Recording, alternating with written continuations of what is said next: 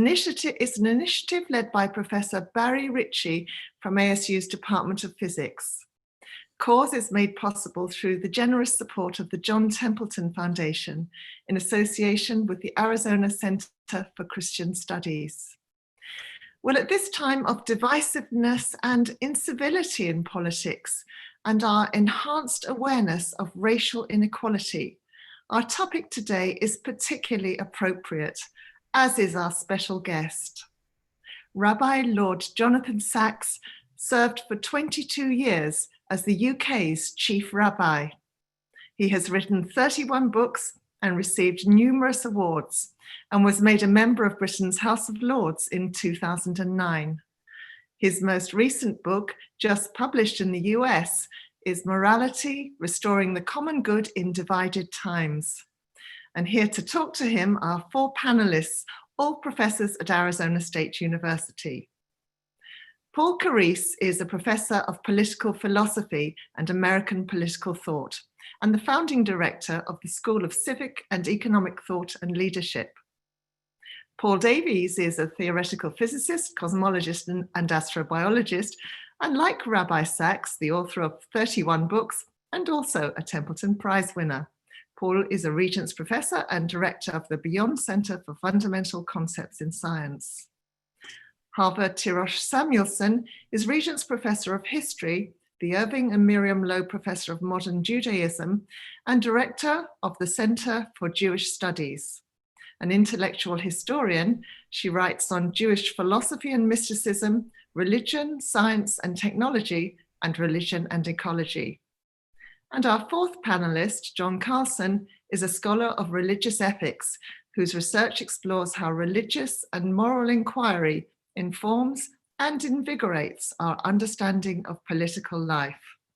He is interim director of the Center for the Study of Religion and Conflict and co-director of the Recovering Truth Project, which explores issues of religion, journalism, democracy, and post-truth, which is very appropriate nowadays. So after our formal panel session, there will be time for a few questions from you, the audience, to put to Rabbi Sacks. So do please send in your questions through the Q&A function at the bottom of your screen as you're listening to the discussions. Now, Rabbi Sacks has to leave us after an hour, but our panelists will stay to tackle more questions for another 15 minutes. But just to begin, let me turn it over to Rabbi Sacks to give a brief introduction to his new book, Morality. Well, you never know what's going to happen when a book gets published. I had no way of understanding, no way of knowing that it would turn out to be very relevant indeed. But so it has transpired, because during these 6 months, certainly in Britain and even more so in the United States, what has been revealed has been a fragmented, fissured society with enormous tensions of various different kinds, but a sense that somehow something is very broken. The argument that I put forward in the book is that what is broken is what I call the third domain. The two domains of competition, the market, which is about the competition for wealth, the state, which is about the competition for power, but there is a third arena, the moral arena, which is not about competition, but about cooperation, not about self-interest, but about the common good. It's about caring about others and sensing that we are part of something for which we each carry responsibility, that we are collectively responsible for the creation of a society that will benefit the common good, benefit those who right now are least benefiting from it. Now, that was always a part of British and American society from the 17th century, maybe even earlier, till, let us say, the 1950s. But somehow or other, we became so affluent, so the world around us seemed so relatively free of threats to our peace and security, that we just didn't really notice as this entire moral domain became fragmented, so that instead of thinking about what's good for all of us, we kind of focused on what's good for me, what speaks to me. Expressive individualism, in other words. And I suggested that society can't carry on like that we do need to be held together in bonds of mutual responsibility, because without it, we will indeed fragment. Well, that was a kind of conceptual, theoretical possibility when I wrote the book, but almost as soon as I'd finished, it became a very visible reality that we've lived with for the last 6 months and may well live with for the next 10 years. So that's basically the statement. We need to get back to that moral dimension. We need to move back from a society that focuses only on I to one that focuses also on we. That's really a very nice introduction to our next section. And we're going to be moving on to the topic of religion, morality, and the common good. And joining Rabbi Sachs for a conversation are Professors Harva Tirosh Samuelson and John Carlson. Rabbi Sachs, it's wonderful to be with you on this session. I would like to start by referring to an older book of yours, Dignity of Difference, How to Avoid the Clash of Civilization. It's a book that you published in 2002. And there you promoted pluralism, whether it's religious, ethnic, or ideological. But in the most recent book that we are talking about today, the book Morality, you find multiculturalism to be the source of much of our current malaise. So my question to you is this: how do we protect pluralism and diversity without undermining national or cultural unity? To put it slightly differently, does not pluralism, which you endorse, necessarily result in multiculturalism, which you condemn? Short answer is no. Trouble, however, is that I said it all out in another book. I'm sorry about that. It's a book that I wrote in 2007, or published in 2007, called The Home We Build Together. I'll tell you exactly why I wrote that book. I wrote Dignity of Difference because of 9/11. And it's about religiously motivated violence. It's about the threat to Western societies from the outside, from cultures that have not accepted the modern world and actually feel very threatened by it. However, in 2005, 7th of July, we had our own big suicide bombings in London. And I was consulted at the time by many of the government ministers and by our equivalent of CIA, because they wanted guidance. And my book, The Home We Build Together, is a critique of multiculturalism. But I have not retracted 1 millimeter from my commitment to pluralism. So let me explain. What I argue for in The Home We Build Together, and it's implicit in the new book, is what I call integrated diversity. And if I can put that simply, each of us, Jews, Christians, Muslims, Hindus, etc., or different ethnicities, or each of us, we each are unique. And that uniqueness is important. And that uniqueness means that we can contribute to the common good what only we can give. So it is deeply respectful of diversity, but that diversity is all focused on contributing to the common good, making our particular contribution to Britain, the Sikhs, the Jains, the Zoroastrians, the Baha'i. So for instance, if I can give you a little example, after the, do you remember we had a prime minister called David Cameron? We sure do. And, you know, he put forward an idea called the Big Society.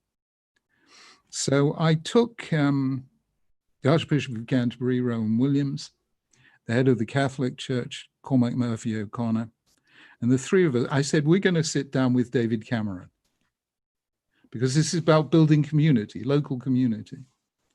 And I said, we're going to sit with the Prime Minister and see how we, each of us in our own community, can contribute to the big society by building communities and then giving the gifts of those communities to the country at large.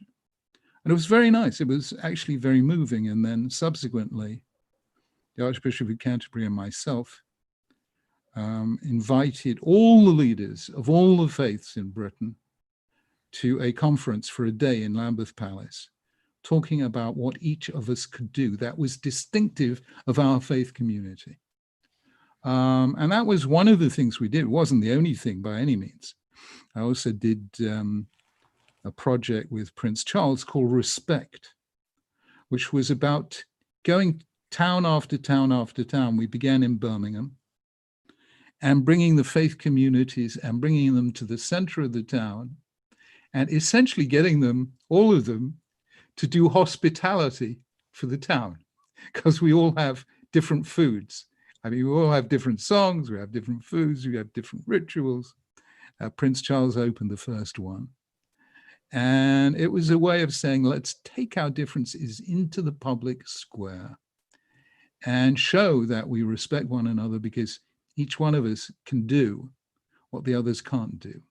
Now, that concept of integrated diversity, which I haven't really seen developed anywhere else, is a way of valuing plurality and difference, while at the same time not losing the centrality of the common good. Mm-hmm. Very nice. Well, Pauline, may I have a follow-up question? Yes, you may. So I'm very glad to hear the focus on this concept of integrated diversity. As a Jewish religious leader and theologian, could you help us resolve some of the tensions, especially the tension between philosophical or scientific universality and religious, ethnic, and historical particularity? Okay, I'm going to say, oh, sorry. Yeah, kind of what can we learn from Judaism about this fundamental conundrum between universality and particularity? Let me tell you a little story, which I find absolutely mind-blowing. It's contained in Exodus chapter 1. Pharaoh has summoned the midwives, Shifra and Puah, and said, look at the child, all the children that are born, and if they're male, then kill them. Now, Shifra and Puah, says the Bible, feared God and did not do what Pharaoh said. This is the first recorded instance in history of civil disobedience. When people look for a source for civil disobedience, they go to Thoreau in the 19th century. I go to Shifra and Puah a lot earlier than that. Now, what's really interesting, and it's point made by our commentators, by Abarbanel and by Shadal Luzzatto, is that they say, who were Shifra and Puah? Were they Israelites or non-Israelites? And the answer they give is that they must have been non-Israelites, because Pharaoh would never have asked Israelite midwives to murder children of their own people. So these were non-Israelites, and they refused to obey an immoral order. And the Bible actually has a lovely touch. It says, and God blessed them with, he gave them houses, i.e. they had been infertile until then, and now they had children of their own. Because the only other case that could be considered civil disobedience in the ancient literature is Antigone. And Antigone is a tragedy. But the story of Shifra and Puah is not a tragedy. So here they follow universal values. They see immediately, kill an innocent child, that's wrong, that's morally wrong. Now, these are not Israelites. So what is particular and what is universal in the ethic of the Bible? Very simple. Morality is universal. Holiness is particular. And the Bible is constantly doing this. In the very next chapter, you get who?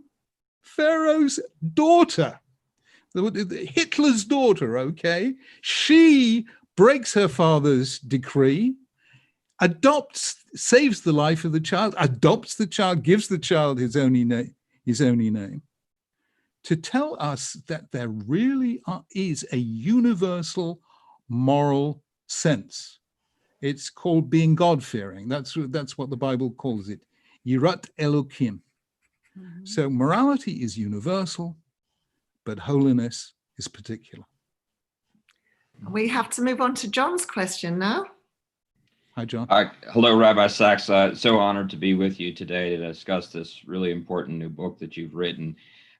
You have talked a bit about the fragmentation and the forces that are driving that, from individualism, consumerism, identity politics. Here in the United States, we're seeing this fragmentation through race, religion, class, education level, political tribe, urban and rural divides. I think one particularly important division that overlays many of those others is how we get our news. And it shapes and reflects our view of the world, which creates actually very different visions of reality. It intensifies the post-truth culture. It erodes our faith in democracy. These are questions that those of us in our Recovering Truth Project are really wrestling with right now. So my question for you, and forgive me, this will be a softball question for you, is how do we form a common morality when we don't even share a common reality? That is to say, how do we forge consensus about shared values when we don't even agree on the facts? Well, look, can I give you a very simple example on this? Please. We have restarted public transport, underground buses. But of course, public transport puts us in fairly close proximity to one another, especially the subway, I mean, which is really a fairly toxic environment. And so the government has ruled, quite rightly, that anyone using public transport has to wear a mask.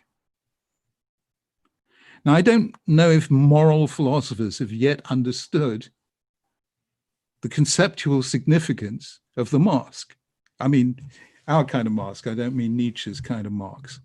And the answer is that a mask basically does not protect you from other people, but it protects other people from you. So wearing a mask is an act of pure altruism. It says, I really care about other people. Now, I'll tell you what happens.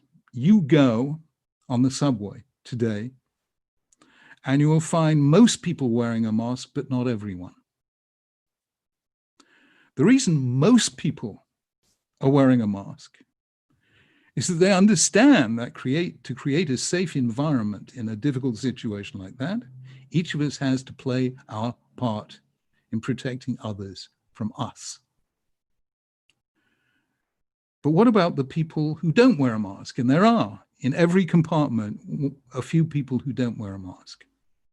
They say, the hell with it. I'm concerned with me. I'm not going to have the discomfort of wearing this mask, and I'm pretty safe because everyone else is wearing a mask. Now, this is known, as you know, in the whole issue of the commons, as being a free rider. You are taking advantage of everyone else's sacrifice, but you're not yourself paying the price. You're not sacrificing for the sake of others. Now, the difference between other regarding behavior and free rider is so basic that even animals understand this. You don't need advanced. Look, I mean, obviously, we're all going to go to Arizona and learn this stuff. But I mean, even if you're a social animal who is not yet human, you work this stuff out because animals do not like free riders. So this is not rocket science. What is common good? It is wear a mask when using public transport. And sometimes I think we make life terribly difficult for ourselves by dealing with the higher reaches, which are genuinely difficult. There's no question. There is more than one vision of the good life, and nobody can deny this. It's what Isaiah Berlin taught us, you know, incommensurable life forms. But the real things that matter are the things that are near to the ground, you know, and we're making a huge mistake in saying, no, we have individual liberty and we shouldn't inhibit this. As far as I can see, we have individual liberty to drive a car, but we do not have individual liberty to drive dangerously. So if somebody stops me driving because I'm a dangerous driver, that is not a restriction on my freedom, because I do not have the freedom to drive dangerously. I only have the freedom to drive taking into account the interests of others. So I don't think there's an insoluble problem here. Thank you very much. Now it's time actually to move on to Paul Carisse and Paul Davies. And I think they're going to be talking about or asking questions about politics, civil society, and the common good. Okay. Thank you, Yes, Pauline. hello. Which Paul goes first? I can't remember. I'll start, Paul. Rabbi Sachs, thank you so much for this book. It's a great gift, a timely gift right now. And thank you for this conversation. I wanted to ask you about your recommendation that we rediscover Alexis de Tocqueville, his insight in Democracy in America almost 2 centuries ago, that there's a crucial role for local and voluntary associations to maintain a healthy social political order, that this better balances the I and the we.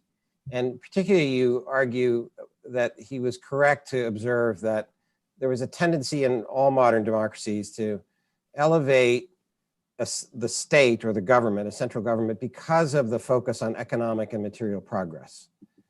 And that this would erode local communities, religious communities as well. And this had made America, in Tocqueville's view, a more healthy and more balanced democratic republic. And then more recently, you cite Robert Putnam as affirming this insight, that Tocqueville's warning has been vindicated, so to speak. So my question is, what steps could educators and other leaders do to try to raise attention to Tocqueville's insight and perhaps to establish some kind of consensus on the importance of that insight? Well, probably we should declare democracy in America as a divinely inspired sacred text. Then we might actually get around to reading it once a year, because I think everyone should read it once a year. I came to it rather late in life, because the philosophy degree that I didn't have any political philosophy in it at all. So I came late in life, and I just fell in love with this man. You know, it's such an insightful book. And what he's saying essentially is, for democracy to work, each of us has to do part of that work.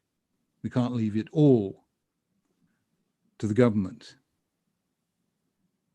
And it actually occurred to me that if you look carefully in the Bible as well, in the first book of Samuel, chapter 8, where the people come to Samuel asking for a king, and God says, you know, tell them what's going to happen.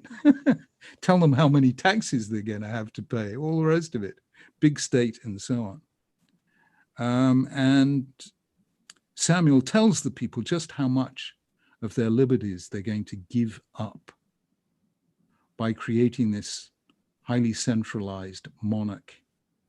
And I suddenly realized that what the Bible is saying at that point is there ought to be limits on the size of the state. not because there's anything wrong with the state, but because we should not lose those altruistic activities that we engage in every time we do something that is not done by the state.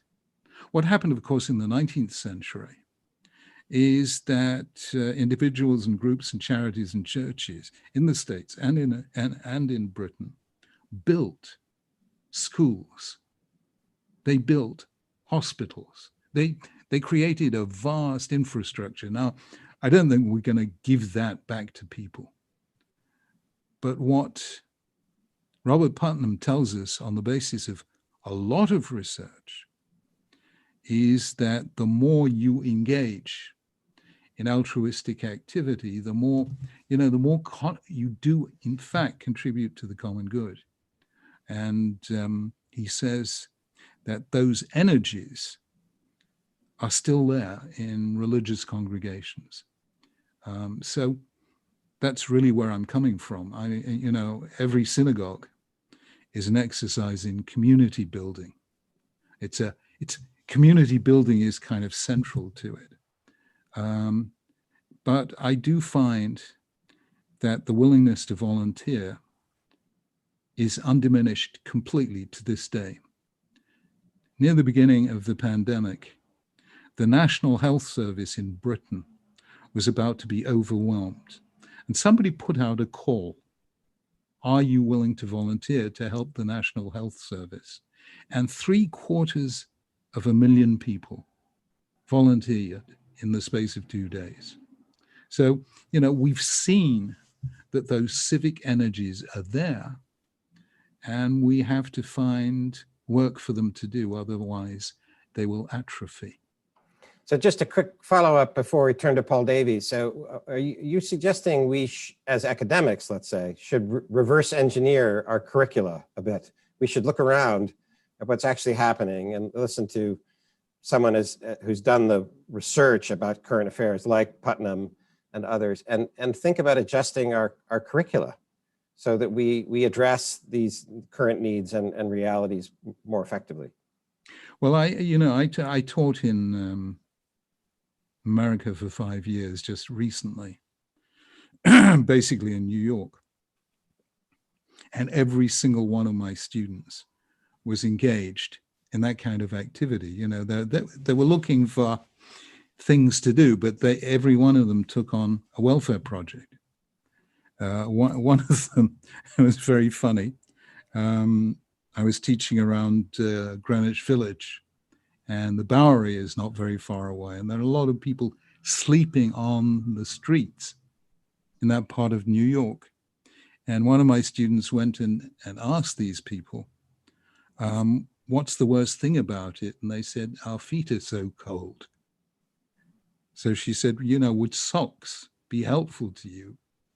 And they all said yes. So she took it on herself as her big project to gather socks to help people who are, at the Bowery, at the sleeping in the streets. It may be a small project, but my goodness me, I could see that it gave her life a lot of direction and meaning. And we took another rabbi took a group of Jews and Muslims every year for a week to work with a disaster zone in the States. In other words, to build up friendships across faiths, but not by doing it through interfaith dialogue, but by actually helping people who'd lost their homes in floods, in hurricanes, and so on. So I don't know. I mean, I'm open. You will know so much better than me whether this is best done by changes to the formal curriculum or by changes to the informal culture. But one way or another, a university is a wonderful place to do this. And the habits those students will form as a result will stay with them a lifetime. Thank you so much. Paul? Yes, hello, Rabbi Sachs. Oh, hi. I'd like to pick up where your conversation with Hava left off with your term integrative diversity. Because as I was reading your book, I thought, well, can we point to a part of the world where people are making an effort to put the we and I back into balance. And it occurred to me that the European Union, I've always been a very strong supporter of this, is a great example of at least an attempt to do this. Here we have a continent riven by war for centuries, and all these nations, nearly 30 nations, deciding to come together, not through conquest or revolution, but voluntary association to closer and closer integration while retaining their diversity. I think it's one of the great success stories of the post-war years. But of course, as you well know, it is now threatened by Brexit and other forces pulling in the opposite direction. So sitting there as you do within the British political system, can you give us your perspective on the European Union? Is it a speed bump on the road? Is this a success story? Or is it headed for oblivion? The European Union is everything you say it is. It's one of the greatest efforts ever to say we have fought 2 world wars in the past and many other wars before then. Let us so join our destinies that such things will become impossible. And I think one has to stand and salute that, whatever your view on Brexit is and so on. So the European Union is a major, major achievement. The real problem is actually Britain, not the European Union. Britain never could decide, are we part of Europe, or are we part of that association with whom we fought in World War II? Do our destinies belong together with America and the Commonwealth? And that indecision has been part of Britain's thing since the very beginning. I mean, almost since the 1950s. You know, the British attitude towards the European Union has been ambivalent all the way through. As far as Britain is concerned, the other thing is Schopenhauer's wonderful question, which is what do porcupines do in the winter? If they stay too far apart, they freeze. But if they come too close together, they injure one another with their spikes. So Britain never could work out how much is too close and how much is too distant. And the end result is that nobody quite knows where we're going, what we're doing, or where we're going to end up. Is that fair, Paul, or am I doing a disservice to my beloved country? No, I think I agree with pretty much what you say. I happen to be an anti-Brexiteer, but we're not going to get into my politics here, because I wanted to pick up on another theme that I found amusing in your book, which was your reference to cricket and Yes. the set of values that sort of revolve around what's cricket and what's not, and something that's cricket is what a decent fellow might do or believe in. And as you know, I'm talking to you now from Australia, where I'm a sort of COVID refugee, and this is a cricket crazy country. And the values here are really starkly different to both the United States and the UK, because one of the national characteristics is something called mateship. You look after your mates. And it's very ingrained into society, and you notice it. So when the COVID-19 restrictions came in, the Prime Minister came on television to say, why would you obey these restrictions? Well, this is Australia. In Australia, you look after your mates. And the very same day, there was a quote from a student in Florida who was objecting to these same restrictions, saying, this is America. In America, you do what you want. And it seems to me that the conjunction of these two comments really rather precisely points out the different attitudes in different countries, mateship on the one hand and rugged individualism on the other. I'm not making a judgment as to which is right and wrong, but this is an emblem of the I-we tension And I wonder if you have any comment on the Australian way of doing things. Paul, you could not be more correct. Cricket is Britain's single greatest contribution to moral philosophy. It is a wonderful form of moral education and always so functioned within the British educational system. And it was, and I hope still is, an incredibly civilizing force. It certainly involved teaching people to look after their mates and not to let the team down. And I'm only sorry that things got a tiny bit more aggressive since then. The 20 overs and the floodlit stuff, and it's not quite what used to be. From a Jewish point of view, the idea that you can have a game that goes on for 5 days and may not even result in a result, this is just mystical beyond belief. It's just lovely how to slow down the metabolism and enjoy a different pace of life. So there we are. Let us add to the university curriculum not just Tocqueville's Democracy in America, but some practical tuition in the art of cricket. Very much. The two Pauls, Paul Carisse and Paul Davies. And now it's really time to move on to some of your questions from the audience. And if you do have some questions, don't forget to send them through to us. There's a little toggle at the bottom of your screen. So let's start with, we've had so many coming in. Here's one from Bradley Greger, and he says, how is the common good defined, and who defines the common good? My book uses the concept of covenant. And covenant is actually something that any society defines for itself. And that really is what the first Puritans did when they came to the United States. They, as it were, agreed that they would pursue certain ideals and that would shape the country and the society they wanted to build. And they pledged to one another a commitment that they would do just that.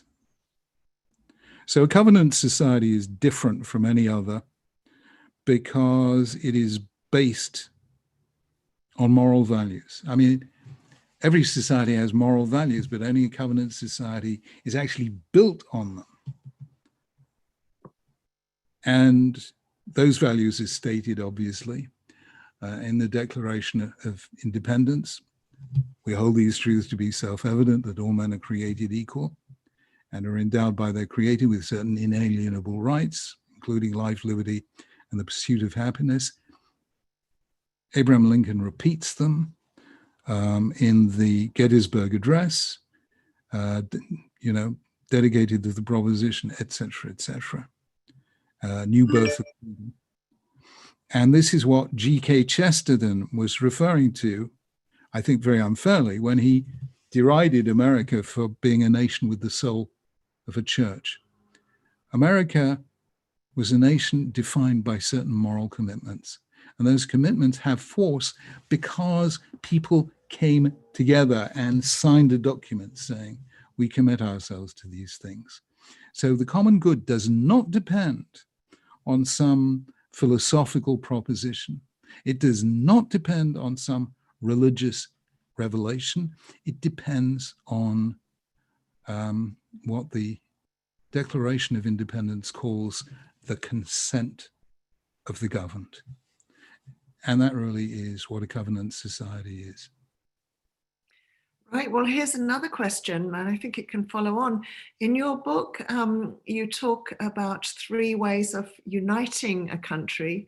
And I think you talk about shared national narrative, national service, and national holidays. Can you actually comment a little bit more about those ideas for uniting a country? Would it Yeah. work in the United States? Pardon? Would it work in the United States? Yeah, let's take the United States for a moment. I want you to imagine walking around Washington and visiting the monuments. So you go to the Lincoln Memorial, and you have there on the one side, Gettysburg Address, on the other side, Second Inaugural. You go to the Jefferson Memorial with screeds of text engraved in marble. You go to the Roosevelt Memorial with its 6 rooms with key sentences from each decade. We have nothing to fear but fear itself. And then you go to the Martin Luther King Memorial with its more than a dozen quotations from his speeches. In other words, in America, a memorial is something you read. Now come to London and go to Parliament Square, and you will discover the following: that the monument to David Lloyd George consists of 3 words: David Lloyd George. Nelson Mandela gets 2, and Churchill, who coined at least as many memorable sentences as anyone else in history, gets 1 word: Churchill.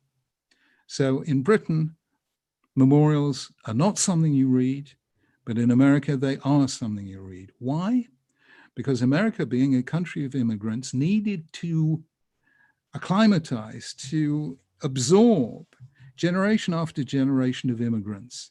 And to do that, they had to learn the national story, which they learned at school, which they saw inscribed on monuments, and so on and so forth. There was an American story.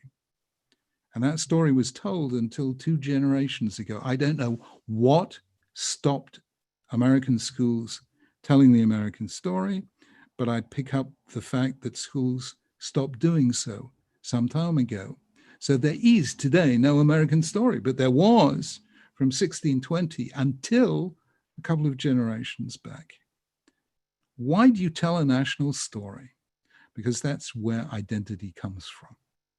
As Jews, every single year on the festival of Passover, we tell our people's story, the Exodus from Egypt.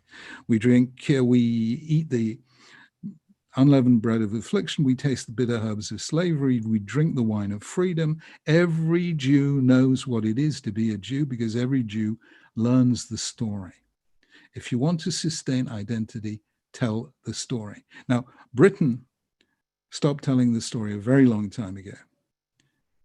And this is an incredible mistake on the part of both nations, because it means that all we have left is individual minority groups and identity politics, and nothing by way of overarching narrative to tell us who we are. Could America bring it back again? Absolutely. And the way they do it is they commission Lin-Manuel Miranda, author of Hamilton, who has shown exactly how you tell a national story in a new and exciting and inclusive way, casting Jefferson and Washington and all the rest as African Americans or as Hispanics, using rap music and doing all these things. I think Hamilton is the role model here if you want to re-engage in a national narrative and help Americans once again feel, I am an American, I belong to this country, and I must contribute to it because it contributes to me. Well, Betsy Lane has sent in a question, and it sort of follows on. And she's actually asking, how do we come together when so many are scared of the other? Nationality versus nationality, color versus color, religion versus religion. So it's not just within a nation, it's between nations as well. How do we come together when we're scared? I wish I could give you an easy answer. The trouble is I'm in England, so it's not really fair. But what you have to do is this. You have to get really, really respected leaders from the different groups to come together personally and visibly and for them to go together to certain hotspots and diffuse the tension. So, for instance, I mentioned that in 2005 we had our own big suicide bombing. Well, a couple of days later, we had a big public gathering in Trafalgar Square. And the leaders of all the faiths just came on together and stood together as we spoke and we sang and we helped the people go through their grief. Now, somebody should have done that in Portland, Oregon. Somebody should have done that in Kenosha. Groups of people, Christian leaders, Black leaders, all the minorities should have come together in a sign of collective grief. And so created an atmosphere that people could come to a mixed grouping like that and not feel fear. And believe me, it's doable. Thank you. Question from Jita Arnold. So she's writing, Rabbi Sachs says he is not inclined to pessimism despite his diagnosis that we are fragmented and too self-interested. What makes him so hopeful? Okay. Here are two words that sound the same and absolutely aren't. Optimism and hope. Optimism is the belief that things are going to get better. Hope is the belief that if we work hard enough together, we can make things better. Optimism is a passive virtue. Hope is an active one. It needs no courage whatsoever, just a certain naivete to be an optimist. But sometimes it takes a great deal of courage to have hope. Speaking as a Jew, I say that knowing our history over many centuries, no Jew can be an optimist. But no Jew worthy of the name ever lost hope. And that is the difference. Okay, thank you. And there's a quick question. We'll have to be quick on this one. It's from Audrey Thacker, and she writes, moral and ethical issues are not political, but today they are being politicized, used by individuals and groups for political gain. And how do we combat this? I try and do it by personal example. So I've been a member of the House of Lords. I'm a member of the British Parliament. I've sat in the House of Lords since 2009. And I sit on what we call the cross benches, which means reserved for those of no particular party. I have made many speeches in the House of Lords, some of which, if you're interested, you can see on YouTube. The great advantage of speeches in the House of Lords are that they're very short. But not one of those speeches is on a political matter. It's always on a moral matter in the broadest sense.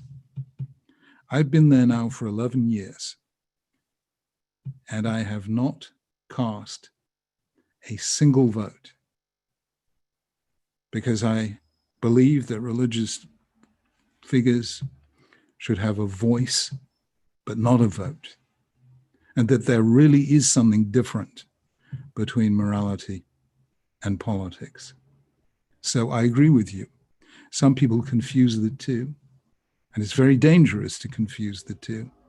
But I've simply kind of tried to show by personal example what it is to be able to speak in moral terms in Parliament without ever straying into party politics. And thank you very much, Rabbi and the audience, for those questions. And we're going to turn back to our panelists now. We're going to have all four of them. And the issue they're going to address is, what can we do now? And who wants to ask the first question? Should I go ahead? Because it picks up exactly where Rabbi Sachs just left off. The biologist E.O. Wilson has said that we have Paleolithic emotions, medieval institutions, and godlike 21st century technology, and that this is an unhappy mix. Well, we can't really change our emotions, and we can't roll back the technology, but we can look for new institutions. So given this crisis that you reflect on in your book, and given that you've just been talking about the House of Lords, indeed a medieval institution, can we come up with new institutions to repair some of the damage you've been talking about?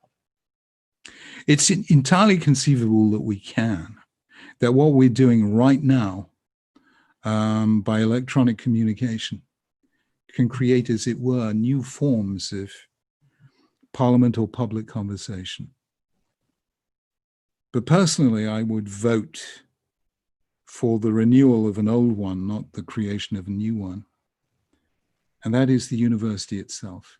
Oh, yes. Somebody once said, very wise thing, that of any institution, don't ask what it does, ask of what conversations is it the arena. And I think the university, over and above its teaching role and its research role, is the natural arena for the national conversation through which the leaders of the future ask, what kind of a society do we seek to create when we have the opportunity to do so? And that would breathe new life into the university, and I think breathe new life into America and Britain. Rabbi Sachs, can I jump in here on a question that is related to the one I first asked, which is how do we form some kind of consensus on moral issues and others without without some common starting points and paths that we're crossing? And your friend and colleague Michael Sandel has been writing about the great divide between the universities and the products of universities, those who have college educations and those who don't, who look quite differently at universities or never come in contact with them. And I worry perhaps that some of the biggest divisions that we see in this country, our own country right now, are between the educated and those who don't hold college degrees, and thus are never going to maybe come into contact with some of the ideas that you're putting forward here today. So maybe you would say a little bit word about how we bridge that kind of divide. Michael Sandel is a superstar in China. I'm sure you're aware that over 30 million people in China have followed his Justice 101. And what Michael does at Harvard, which is what thrills the Chinese so much, is he walks up and down the stage of this wonderful Harvard lecture hall and engages the audience in conversation. In other words, Michael Sandel is Socrates. And if Michael Sandel can communicate with 30 million Chinese, I think that kind of academic, you know, that the great academic, but who is capable of simplification, this could well be a new role for the university. Because once you talk about this kind of access to great ideas, you are in fact opening up the university not to the 20-year-olds, but to the 40 or the 60-year-olds. And many of those 40 and 60-year-olds are actually very, very bright, but they never had that chance before. The thing that told me that there is a huge hunger for ideas is, I'm sure you know about this, the enterprise called TED. TED makes ideas really exciting and finds a way of spreading them right around the world. So that is one half of an answer. The other point, though, that Mike is making and will make in his new book, it hasn't come out yet in Britain, is meritocracy. That somehow meritocracy creates this fundamental divide between the more and less intellectually gifted and so on. And of course, he's entirely right to raise the problems of meritocracy. And we just have to find other ways of recognizing talent and contribution that is not necessarily intellectual, and to give it some kind of public recognition. Not quite sure how you do that. Well, as the COVID pandemic has certainly helped us to, many of us, to appreciate the value of those who are continuing to get our society, keep our society moving, and providers. I think that's one way. Thank you. And you know what happens in Britain, I'm sure you do the same thing in the States. You know, for months, every Thursday at 8 o'clock in the evening, you know, everyone came out of their houses and just applauded those workers, the health workers, and the many, many other people. So I do feel that we were, for the first time, really recognizing the people who tend to be unseen and unthanked. Well, we've really not got time for any more questions to Rabbi Sachs, because he's got to leave us in well, just a couple of minutes. So I want to thank Rabbi Sachs for joining us, because it's been a fascinating discussion. And thank you to our 4 panelists. I mentioned Rabbi Sachs has to leave us now, but you, the audience, don't go away, because though we're saying goodbye to Rabbi Sachs, our panelists will be addressing more of the issues that you've put to us. And I've got a first question here. So goodbye, Rabbi Sachs, and I hope you're going to be able to join us in real life at ASU before too long. As soon as possible. So exciting. Thank you. Thank you so much. Thank you. Thank you.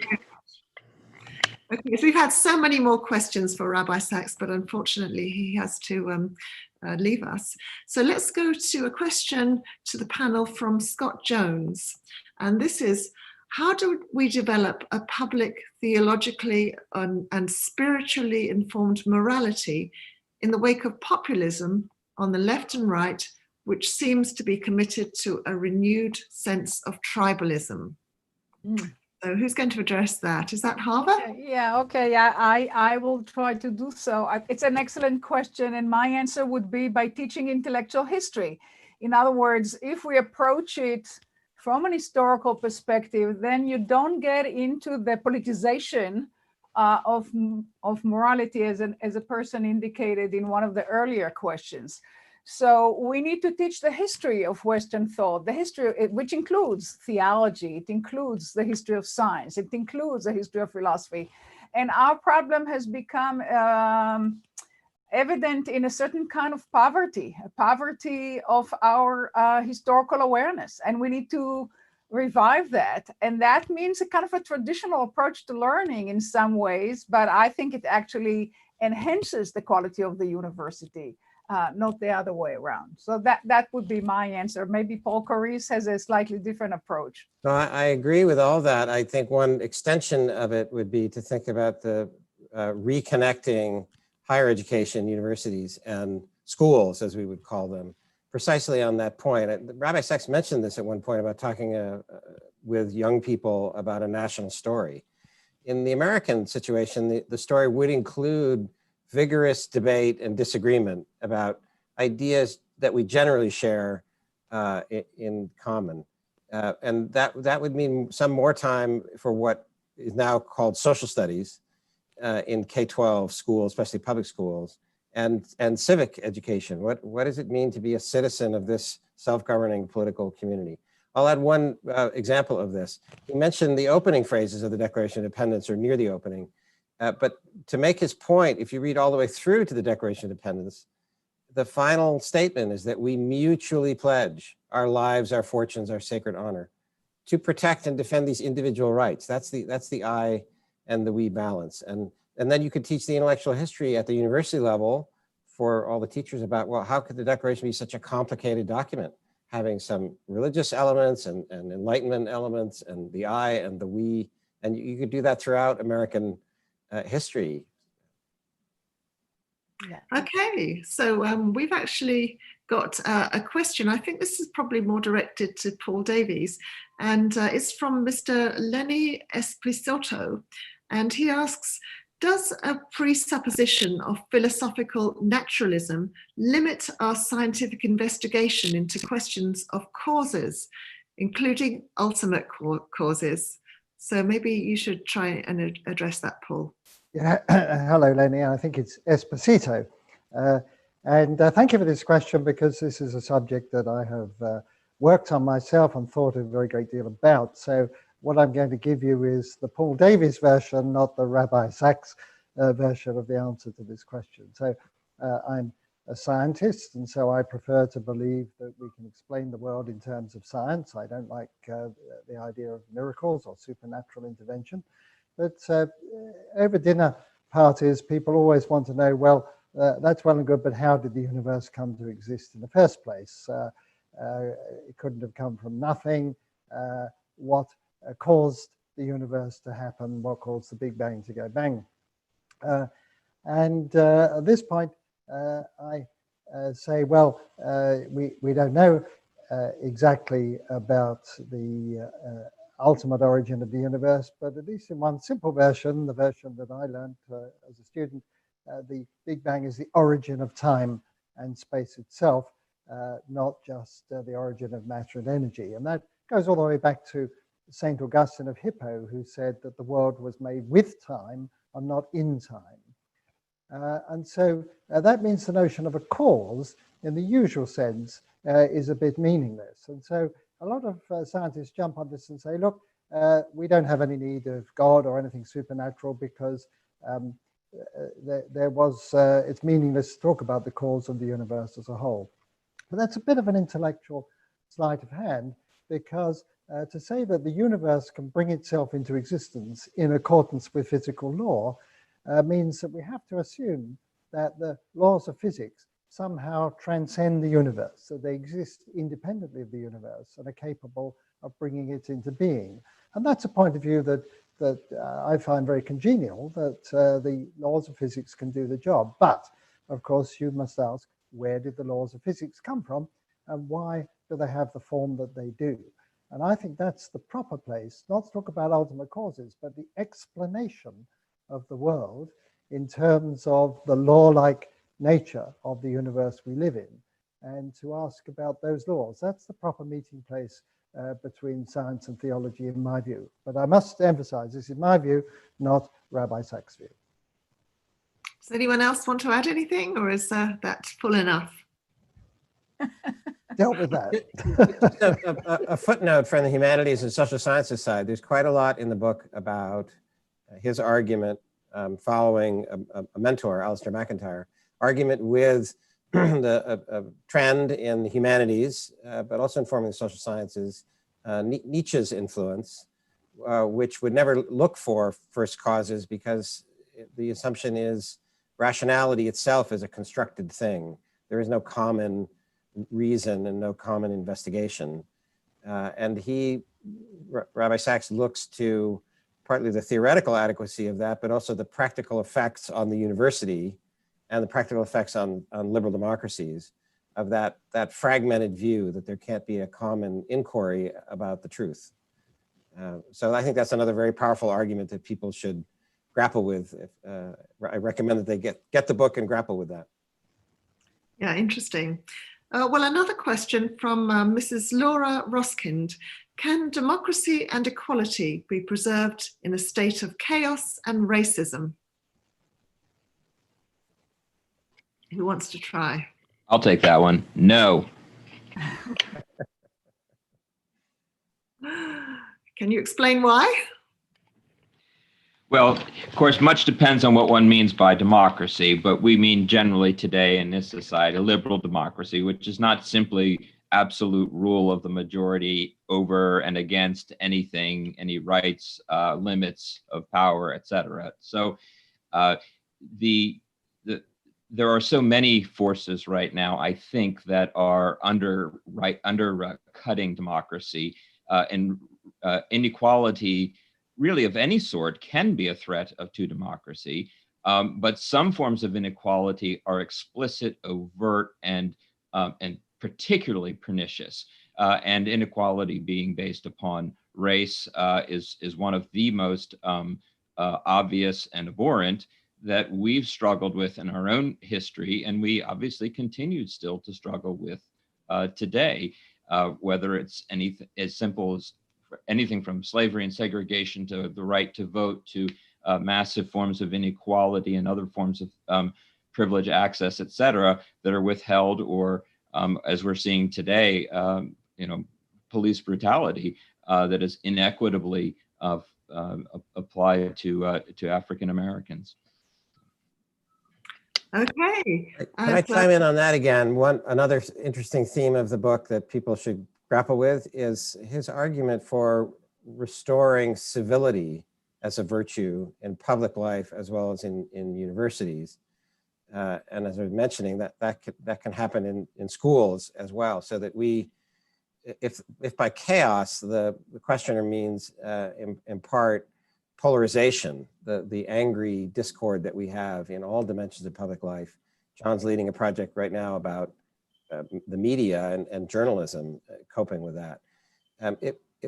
Part of the chaos is a turn toward the moral condemnation of people who disagree with you about a public policy question, about how to frame a public policy question, about how to discuss it. If people disagree with you, they must be morally bad, or they've got bad motives. And it can be true in a liberal democracy that there are some people who, that we would say that point of view is really outside any acceptable parameters of discourse. But it's now happening everywhere all the time. And we sort ourselves into little morally righteous tribes is the term that the rabbi uses in the book. So universities could be a model, I think, of restoring some intellectual diversity, some intellectual tolerance, where we have to reasonably argue with each other and learn to listen to each other and respond with reasonable arguments. That would help, I think, to deal with the wider problem of chaos in liberal democracies. And here's another question about universities. So this is from Jonathan Hoffer, and he says, Rabbi Sachs suggests the revival of the university.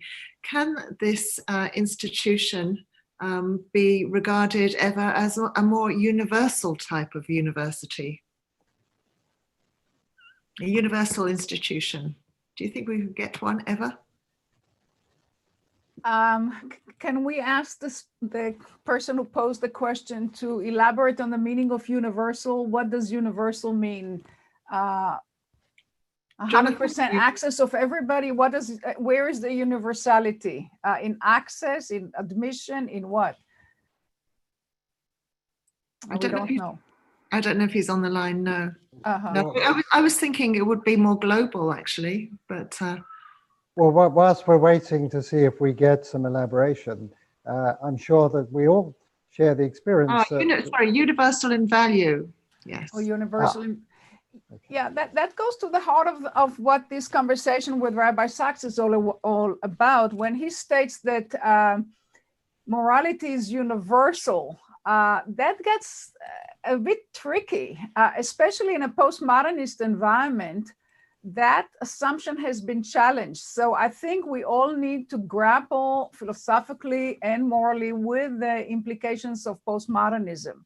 And I don't know that the book does it as much as I would have liked to see, because certain aspects of the postmodernist critique are correct, and postmodernism created a lot of vibrant conversation that could not have been feasible before. Before, women were excluded, the Jews were excluded, Muslims were excluded, and so forth.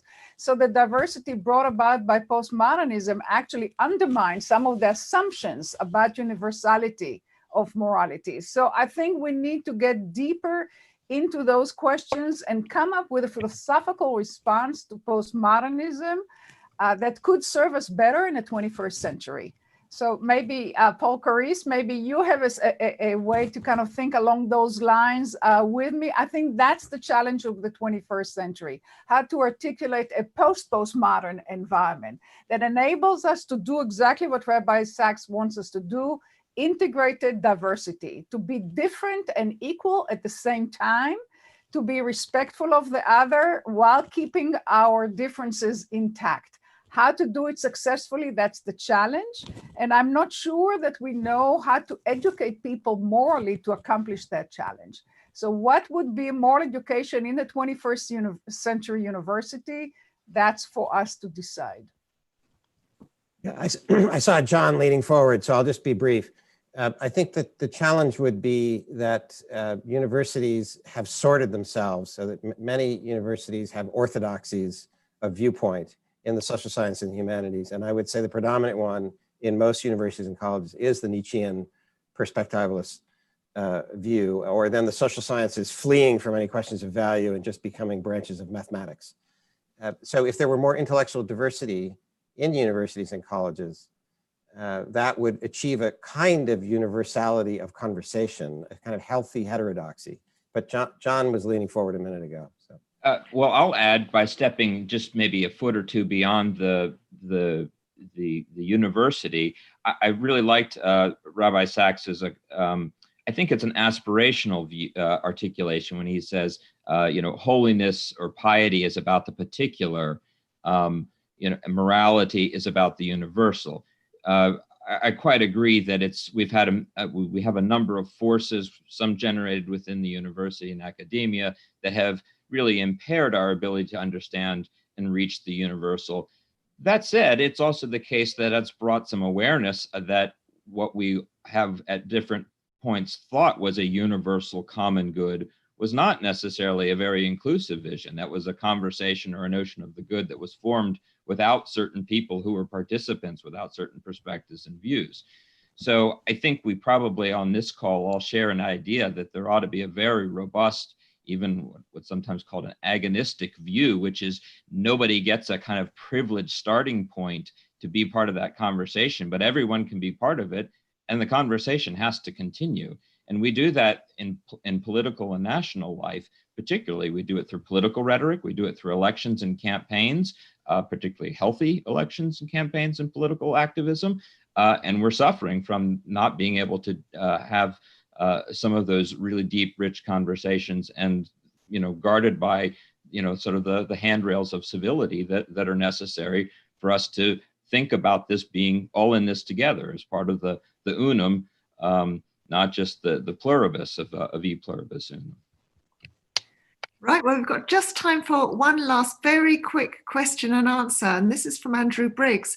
And he says, how can the findings of science help us towards shared moral values? And I know that it deserves a longer answer, but we've only got a couple of minutes.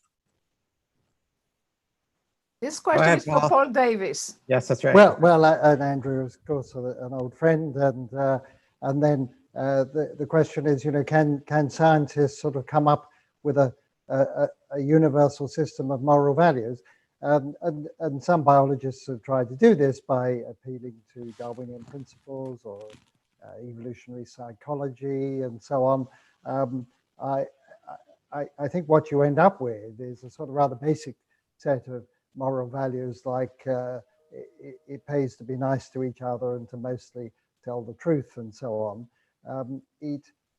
I haven't seen much evidence that it really helps with some of the difficult things we've been talking about, like the I-we, the tribalism, the degeneration of democracy, and so on. I can't imagine that we would say, well, some particular, like the Royal Society or the National Academy of Sciences has come up, with the following list, a bit like the American Bill of Rights, and this is the definitive moral code, and you'd better stick with it. So it provides us with a framework, helps us to understand human beings and their feelings, but there's still a lot of gaps, I think, left. Okay, well, I'm so sad that we've run out of time. And if you've enjoyed our chat, do look out for more of our conversations on religion, ethics, and science. So it just remains for me to thank you all once again, Professors Harva Tirosh Samuelson, Paul Davies, John Carlson, and Paul Carisse. And thanks, of course, to you, our wonderful audience. And I'm Pauline Davies. Thank you, Pauline.